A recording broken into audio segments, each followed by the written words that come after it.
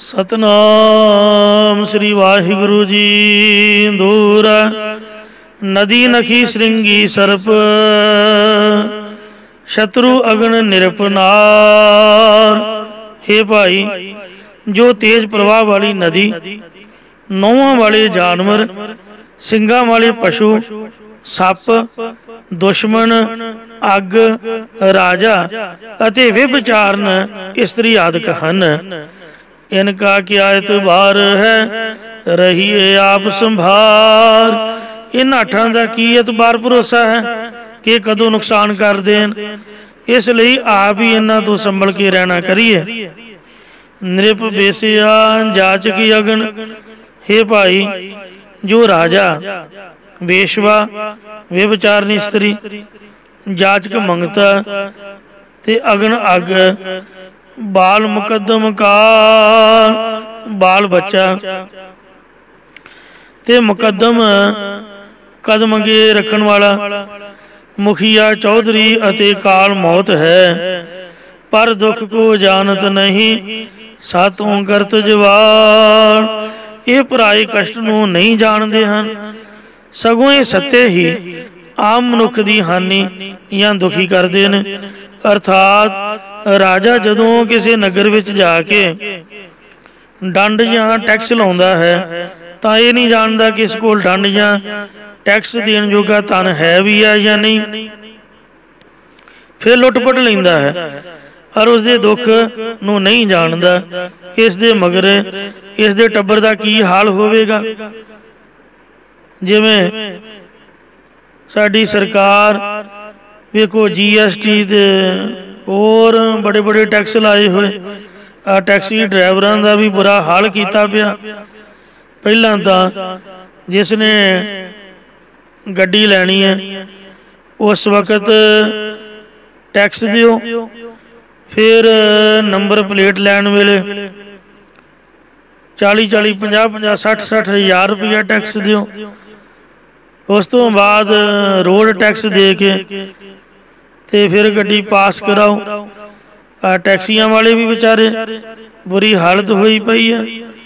पहलां तो गड्डी लैन वेले टैक्स, फिर नंबर लैन वेले टैक्स, उस तो बाद फिर 3-3 महीनों के हिसाब नाल जां साल का पूरा ही रोड टैक्स।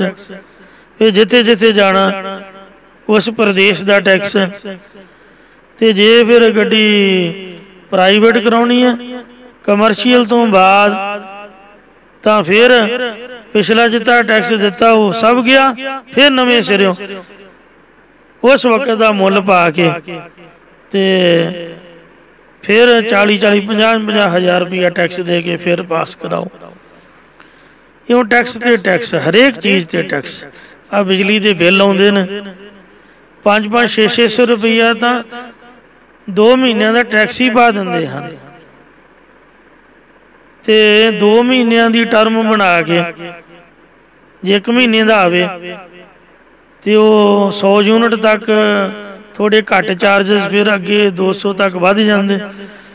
तो 2 महीनों की टर्म बना के वो कट्ठा ही काउंट मार के 2 महीनों तक किन्ने यूनिट बल जाएंगे। यो तरीका है सरकार का, ज़्यादा यूनिट काउंट मार के तो कहना तुसीं ज़्यादा यूनिट बल लेने 10-10 रुपये यूनिट, फिर उन्होंने GST 600, 700, 800 रुपया। दुकानदारां दी तो की मिली पई, उन्हों का धुआं निकलिया पिया। कोई कारोबार किसी किस्म के नाल तरक्की दे विच नहीं जा रहा, हरेक प्रकार का टैक्स। तो फिर जे कोई गलती कर दे तो चलान, पर गौरमेंट का चलान कौन करूगा। बड़े बड़े टोए नित गड्डियां में वड़ के एक्सीडेंट हो रही हैं। 4 सवेरे सड़क टुटियां पईयां ने, कोई नियम नहीं है पर कोई पूछ नहीं सकता।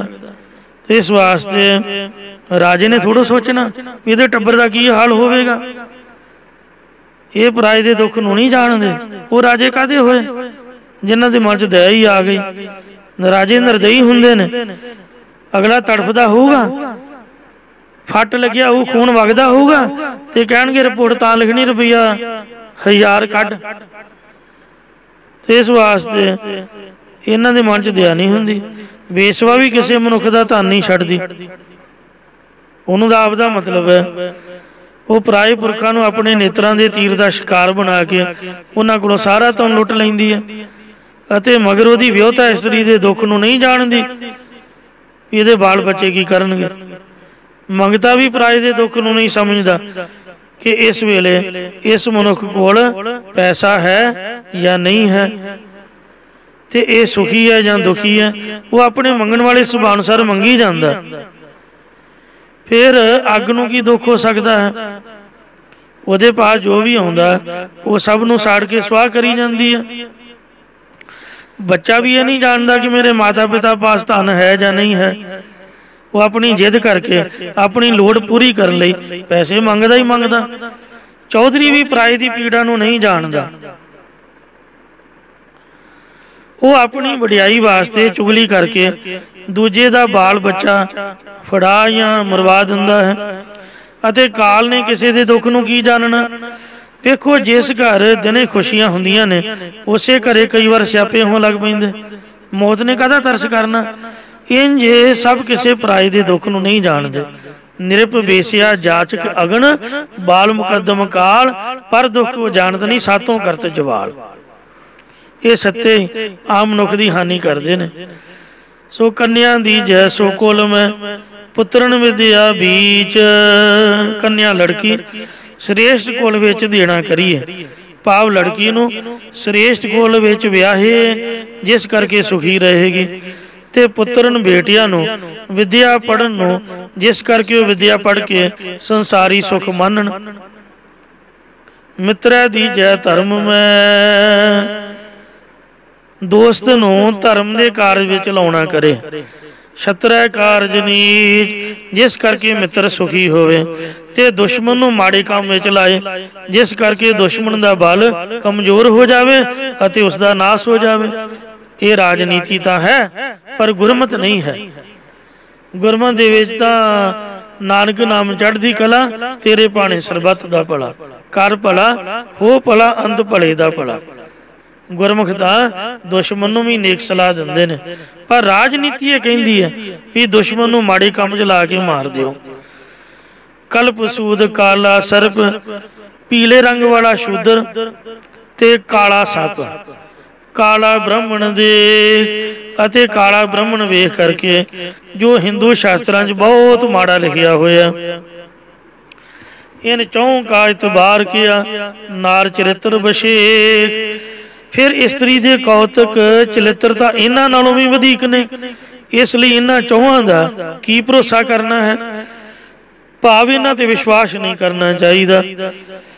सिख धर्म विच किसी जात किसी कौम किसी रंग रूप या धर्म भेद करके किसी नाल वितकरा नहीं किया जाता, सगों हरेक दे चंगे गुणां दी कदर की जाती है ते परमात्मा दी अंश मन हर एक नूं सत्कारिया जांदा। सो ये गल्लां राजनीति दियां ने, गुरमत दे अनुकूल नहीं हन। महाराज ने तो लिखिया मानस की जात सब एक है पहचान, जा सो प्रीत चाहे सदा।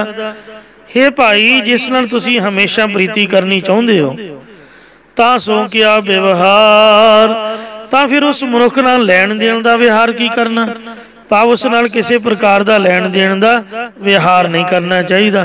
मतलब बहुतियां कुणखा ना कड्डो, हिसाब किताब ना करो, तेली तेली पौली पौली दा टके टके दा जिहड़ा बनाई मित्र लिया जिन्हां प्रीति पा ली उहदे नाल कदा हिसाब किताब है। तहां परोख ना जाइए जहां मीत की नार,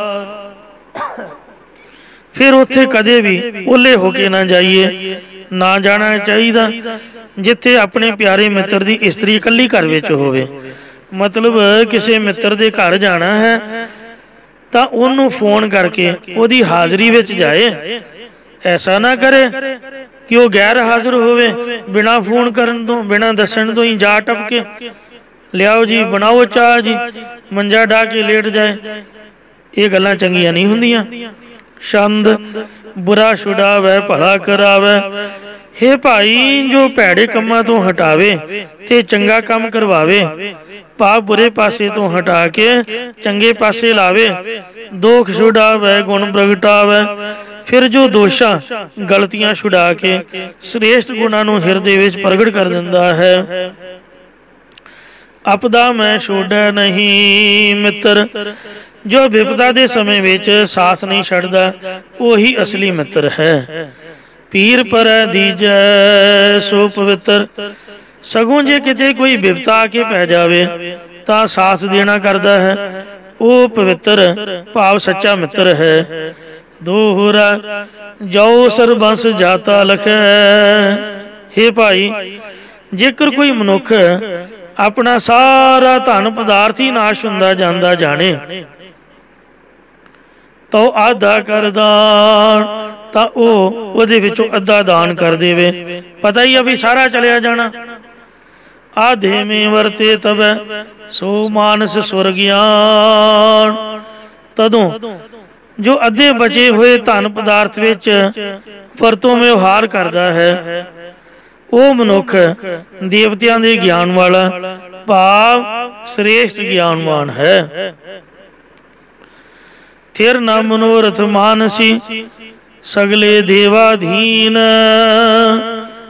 हे भाई मनुख दे संकल्प विकल्प कदे भी अस्थित जां पूरे नहीं हुंदे। ये सारे देव प्रकाश स्वरूप प्रभु दे अधीन वस विच हन। भाव जो प्रभु चाहुंदा उही हुंदा है, बंदे दे सोचिया नहीं कुछ भी हुंदा। सबनी छाला मारियां करता करे सो होए, छाला सारे मारदे ने पर करता जो करदा उही हुंदा है। तां तेरा है संतोख सो जो मानस प्रवीण, तिस करके जिहड़ा मनुख सियाणा है वो संतोख दे सहित प्रभु दी रजा विच रहिंदा है। दिया जो अगले जन्म का मिले सो इहां आए, हे भाई जिहड़ा कुछ भी पहले पिछले जन्म का कोई दान दिता सी या कोई चंगा मंदा कर्म किया होया सी वो इस प्रकार इस मनुखा जन्म में आके मिलता है, यानी वह फल अवश्य भुगना पैंदा है। जैसे बशरा गऊ का मिले मात को धाए, जिस प्रकार गां दा बच्चा दौड़ के अपनी मां नूं आके मिल पैंदा, इसे तरह पूर्वले जन्मां विच कीते कर्मां दा फल मनुख नूं आके अवश्य मिलता है। जिवें कर्म धरती शरीर जो गंतर जो बोवै सो खात, जिहा बीजै सो लुणै कर्मा संदड़ा खेत। शास्त्रा में भी ऐसा कथन है। यथा धेनु सहस्रेषु वत्सो विंदते सोए मात्रम तथा शुभाशुभ कृतम कर्म करतार मनो गच्छति। महाभारत। भाव जिवें हजारां गऊआं विचों बच्चा अपनी मां नूं पहचान के उस कोल पहुंच जाता है, तिवें ही चंगे अते मंदे कर्म करन वाले दे पास फल देण लई चले जांदे ने। मनुख दे तुरन समय नाल तुरदे ने, रुकण वक्त नाल ही रुक जांदे ने। सो जिस प्रकार मनुख दा परछावां मनुख दे नाल रहिंदा है, तिवें कर्म बंदे दे नाल ही रहिंदे ने। सुख दुख दोए दर कपड़े पहरे जाए मनुख, सुख दे दुख दो रब दे दर विचों कपड़े मिले ने ते वो वारी वारी सानू पाउणे पैंदे ने। कदी मनुख दुखी है कदी सुखी है, ये कर्मा संदड़ा खेत है। तो इसलिए वाहिगुरु का नाम जपना चाहिए, उसकी बख्शिश लैनी चाहिए है। इत श्री चाणक्य राजनीत नाम 12वां अध्याय। श्री श्रोमणी राजनीतक चाणक्य नामे ग्रंथ का 12वां अध्याय इत्थे इति समाप्त हुंदा है जी। फतेह बुलाओ। वाहिगुरु जी का खालसा, वाहिगुरु जी की फतेह।